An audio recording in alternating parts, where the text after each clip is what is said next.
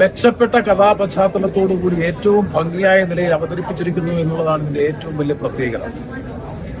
കാരണം കേരളം നേരിടുന്ന ഏറ്റവും സാമൂഹ്യ പ്രസക്തമായിട്ടുള്ള വിഷയങ്ങളിൽ ഒന്നാണ് വിദേശ രാജ്യങ്ങളിലേക്കുള്ള കൗമാര യൗവന പ്രായത്തിൽപ്പെട്ട പുതിയ തലമുറയുടെ പലായനം.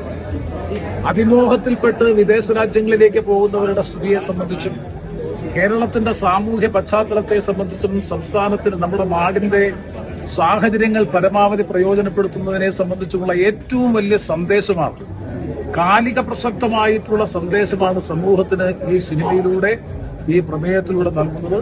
പ്രത്യേകിച്ച് ഞാൻ എടുത്തു പറഞ്ഞ് അഭിനന്ദിക്കാൻ ആഗ്രഹിക്കുന്നു, ഇതിൽ കഥയ്ക്ക് നേതൃത്വം കൊടുക്കുന്ന കഥാനായകനായിട്ടുള്ള രഞ്ജിത്തിന്റെ പെർഫോമൻസ് വളരെ വണ്ടർഫുൾ ആയിട്ടുള്ള പെർഫോമൻസ് ആണ്. മൊത്തത്തിൽ ഇതിന്റെ സംവിധാനത്തിലും കെട്ടിലും മട്ടിലും ചിന്തയിലും എല്ലാ തലത്തിലും സത്യത്തിൽ കേരളത്തിൽ ഏറ്റവും കൂടുതൽ ചർച്ച ചെയ്യപ്പെടേണ്ടുന്ന ഒരു സിനിമയാണ് യുണൈറ്റഡ് കിങ്ഡം ഓഫ് കേരള എന്ന നിലയിൽ മനോഹരമായി ചിത്രീകരിച്ചിട്ടുള്ള ഈ ചിത്രം.